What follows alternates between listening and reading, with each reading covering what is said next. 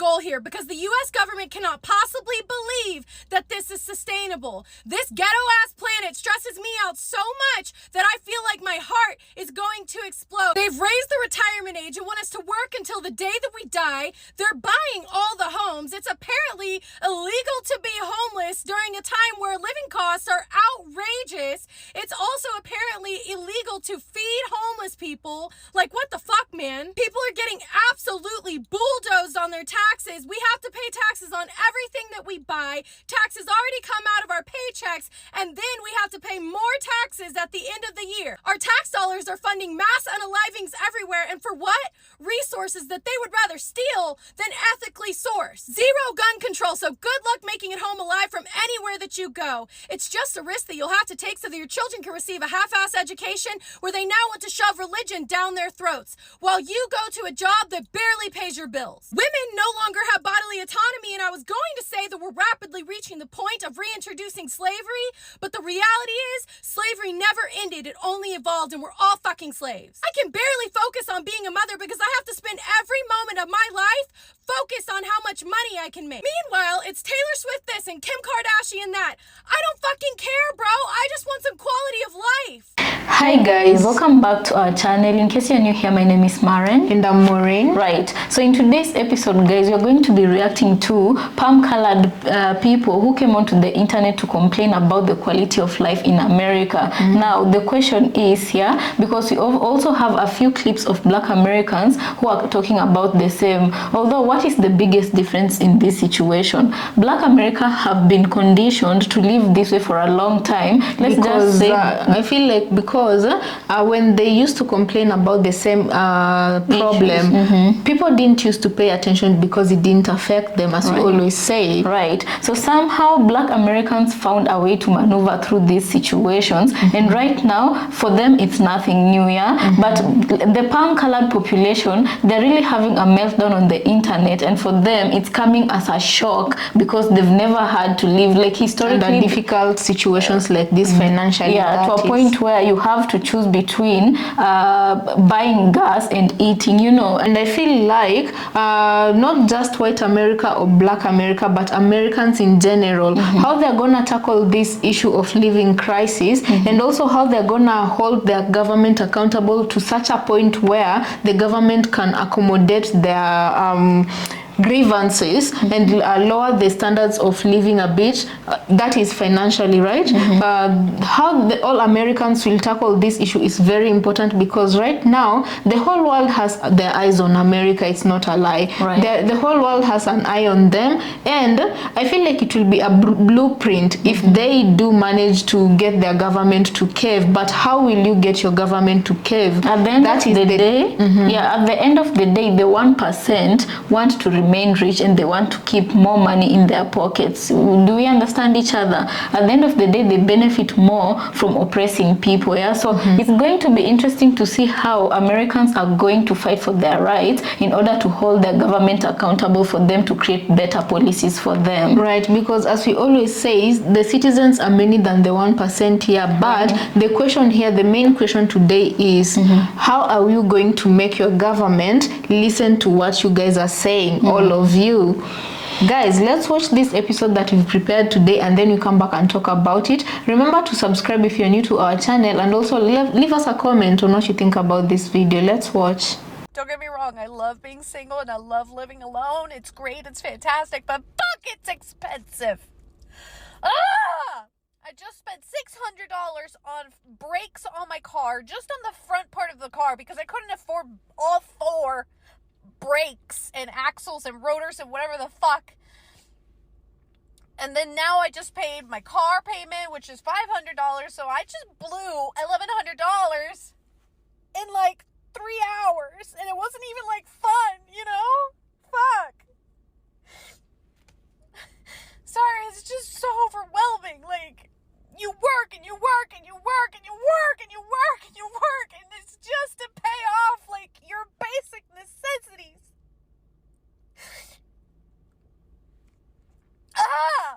And you can't, like, in this city that I live in, public transport, please. if I were to do public transport, it's like asking to get raped, and I really shouldn't be crying because now I have to go to another work event, and now I'm gonna be all puffy. I'm just...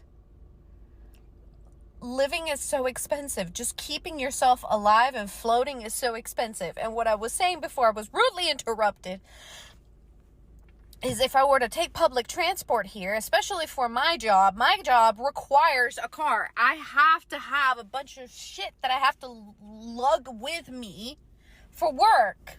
And I can't do that with public transport. I'm venting. Inflation sucks. Just living in America sucks. Living alone sucks. It's great, but it sucks.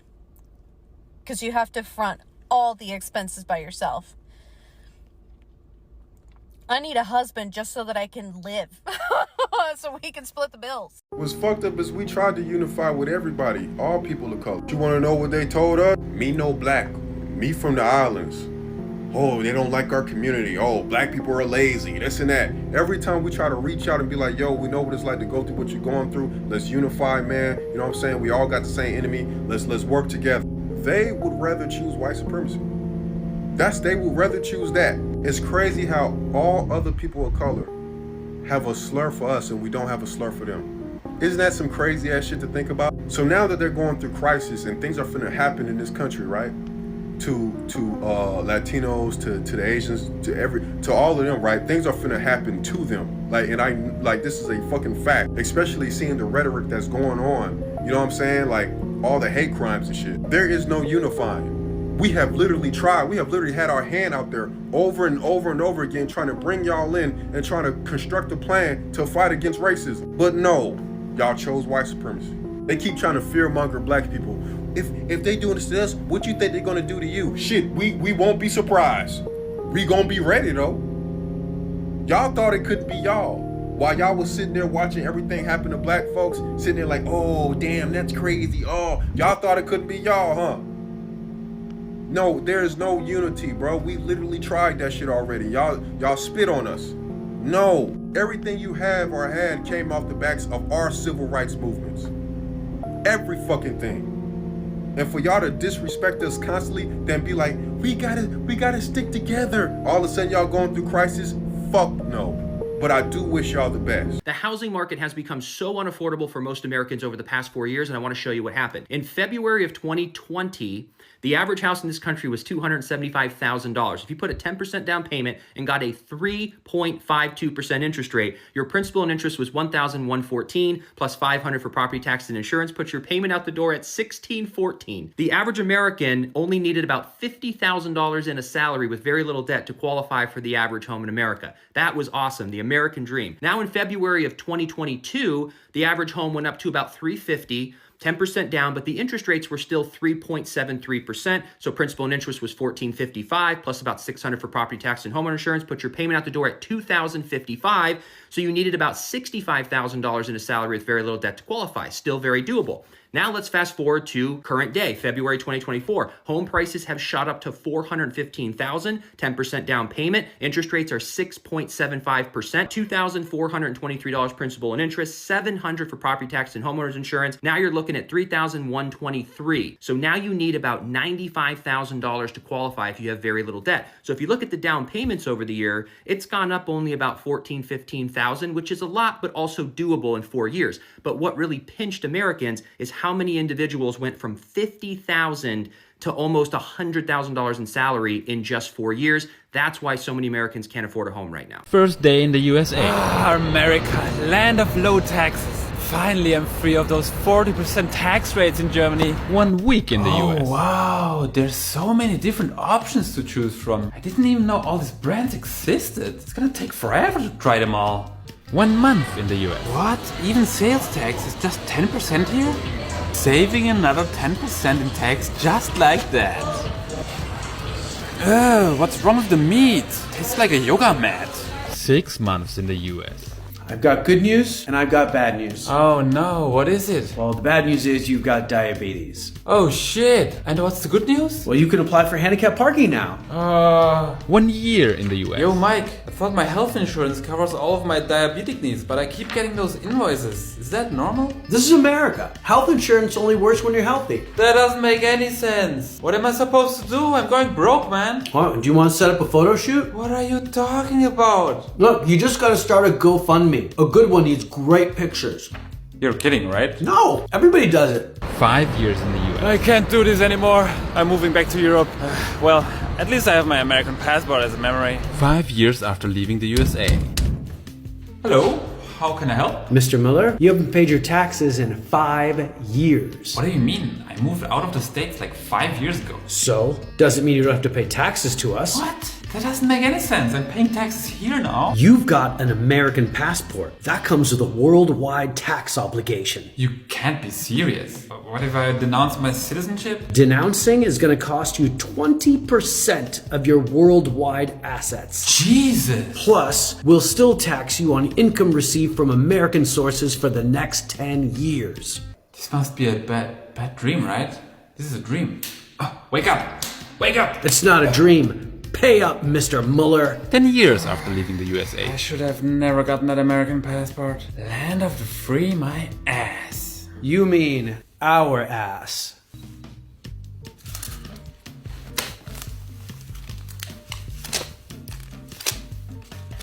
The only way to survive in New York City is if you are broke or if you are rich. If you're broke, government assistance will take care of you.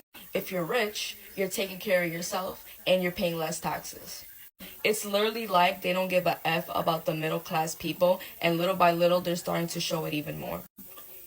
Lower class people are able to get literally vouchers, housing, they get so much. They get food stamps, they get everything, anything you name it. A working person who works approximately maybe 30 hours a week can't get any EBT, maybe $20. They can't get any help with rent, nothing. And it's so sad that this is what New York City has come to. This place used to be so motherfucking nice. I've been living here since I've been a baby. I was born here. I was raised here. Like, I see my mom go pay rent for like $700-800 for a 1-bedroom. And now look, motherfuckers is paying $3,000, $4,000 for a 1-bedroom apartment. Like, honestly, it's better if you're poor, to be honest. You might as well be poor because you get all this motherfucking help. I might as well just tell the government I'm fucking homeless because what the fuck?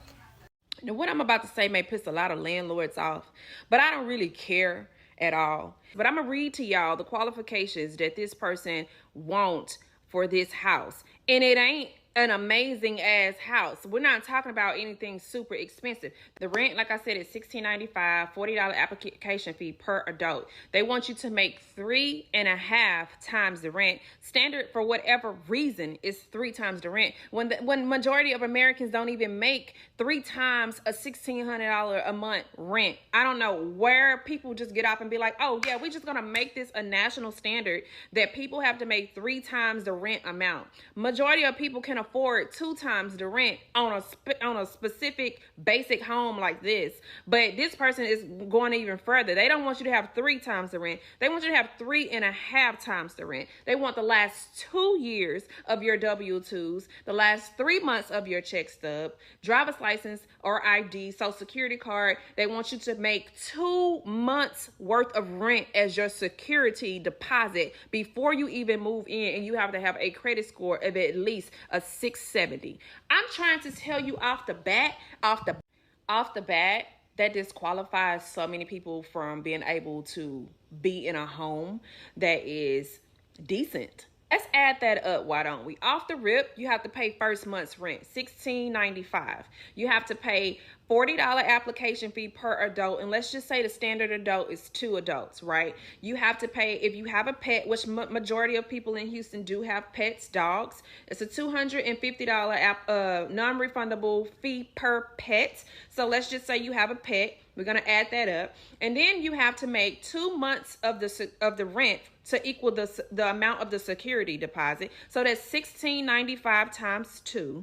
All right. And on top of that, we're not even talking about your utilities and all the things that you have set up. They want you to have rental insurance before you move in. Standard rental insurance is probably about $25 a month. Let's just say that.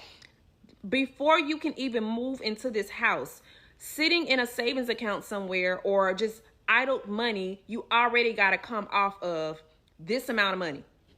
I don't know at what point we stop being human, though. Even as an investor and a landlord, at what point did we stop being human and we say money trumps everything, including people? I don't get it. You guys, oh my God, watch this. I saw a really interesting video the other day that said that in 1983, making $30,000 a year is equivalent to 2024 making $164,000 a year. So our parents grew up comfortably on $30,000 a year, very comfortably. And we have to make $164,000 a year just to live the same way that our parents lived in 1983. I think that stat really shows how much inflation has impacted everyone, and it makes a lot of sense now why no one can afford shit. Because making $30,000 a year in 1983 was sufficient because eggs were like 50 cents, maybe even 20 cents. And now it's like $9 for a can of 12. So although the price of everything in your life has gone up, car insurance, rent, groceries, for everything, the price of everything has gone up, wages have not. And that's a huge problem because now 90% of people are living paycheck to paycheck in the U.S. And that stat really puts it into perspective. So let me chime in on how people are making it right now in America with inflation at an all-time high. People that are making $35 an hour, $40 an hour are still broke. So you wonder, am I the only one feeling this? I know you guys are driving around in your city, seeing people still at the grocery stores, still in the fast food lines, still acting as everything is normal. But there's one thing that, if you haven't noticed, people are not using their money to survive right now. They're using credit cards. And if you look at America's credit card usage right now, it is at an all-time high. Most families are already maxed out. And I'm going to tell you one thing that's going to send everything into let's say a bad spot. They're not going to pay these credit cards back. They're spending knowing that they're not going to pay these credit cards back. And so now that these people's credit cards are maxed out and credit companies are no longer giving them money to survive and buy their food, because we don't have any help in our food. If you make money like I make money, you go to that grocery store, or your wife goes, because I haven't been in the grocery store in I don't know how long, but my wife goes to the grocery store. And if we don't spend $600 or $700 on a grocery trip, I'm surprised. But my situation is different. I have a lot of kids, but you wonder how people are making it out here, and they are not making it off their own money. Plus, let's put the other thing in perspective.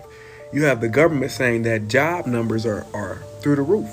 They have created so many jobs and people are taking these jobs. And that's not true. The fact of the matter is, people are taking on second jobs and third jobs just to put food on the table for their family. Mind you, in the richest country in the world, something's not right. If you are somebody out there surviving right now, taking care of your kids, and your money's going up, I salute you. But 99% of people right now, their pockets are suffering badly, to the point where the government even said that by the end of this month, most likely 99% of Americans will have run out of any savings. Wow. This is crazy. I love how this country and also the world is completely falling apart right now, and we're still just going about our business like nothing is wrong. The stock market is in a complete free fall, which is sending shockwaves around the world where other countries' markets are failing. We've lost over $3 trillion in the stock market in a matter of days. Meanwhile, the federal government has the audacity to give me a credit score. We have U.S. warships in the Middle East getting ready for what seems to be an inevitable attack from Iran against Israel going down any minute now. A new jobs report showed that we're at 4.3% unemployment. People are applying to thousands of jobs and nobody is hearing back. And the jobs that do respond only want to give you $14 an hour and require a master's degree with 5 years of experience. Our current president is an old man with dementia who doesn't know if the smell is coming from his own pants or Pelosi's vodka breath. And our only two choices for president for the upcoming election are between a 78-year-old old dude with more legal issues that one can count and a cackling buffoon who is apparently unburdened by what has been. Our political divisions are so wide in this country that no one can get along. Nobody can afford basic necessities like groceries, gas, or even the places they live in. We are one nut hair away from World War III breaking out, and yet the only thing we seem to care about is pointless TikTok drama like Mr. Beast being canceled or influencer birthday parties. It kind of makes you wonder, when exactly is this lid just gonna pop off? Because if I'm being completely honest here, it's kind of hard to remain optimistic of a bright future when it doesn't really feel like the future is even something that we're gonna get to experience. So guys, welcome back. You know, one thing that really shocked me, I was aware about the fact that the American government made it illegal for people to be homeless, and I'm telling myself there's some things that you just can't prevent because life is happening. It's human. I can believe, I don't know if you're watching us and you've never had to be in a situation where you almost went homeless then or you thought you'd go homeless, then you should consider yourself as very lucky, right? Person. But that is the worst feeling on earth, you know. So to go ahead and criminalize this, and it's your own government doing this to you, and they're not providing, it doesn't make sense, you know. They're not providing in any way, shape or form help for you to not, you know, lose your house. In any case, it seems like they're putting you against each other, and they're putting every hurdle they can think of for you to be able to not afford your life, you know. And I'm finding, what I found weird, what shocked me, that is something I've learned today, is that the American government also made it illegal to feed homeless people. You know, what is shocking me right now, because this is something I'm learning today,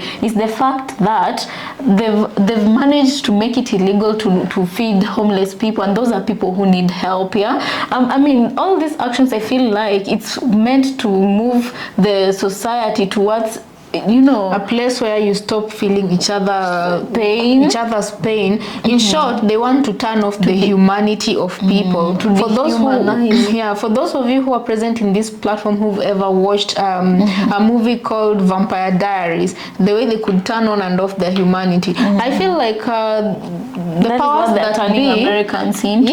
They're pushing Americans to a point where you'll just think about yourself and nobody else, not even your baby, nothing, just yourself. They want to turn off people's humanity. And you know, when they say these people, whatever they're doing, the 1%, they're really upholding the white supremacy, and in turn they're killing the societal unity that should be practiced. Because you tell me how we moved from a society, because that, okay, let me just say, we moved from a society where people were able to, if you find yourself missing something, you could go to your neighbor, knock and ask for help, you know. How did we come from that type of society to what we have right now, you know? Another thing I want us to ask yourself, how did you get to a point where when you look at somebody, the first thing you feel is fear? You know, it's because I feel like the systems that they've been conditioned to live that way, and they were setting them up for something like this. Well, it's beginning to look like the only way forward would be for, if you're black, it's hard to advise black people and white people to work together,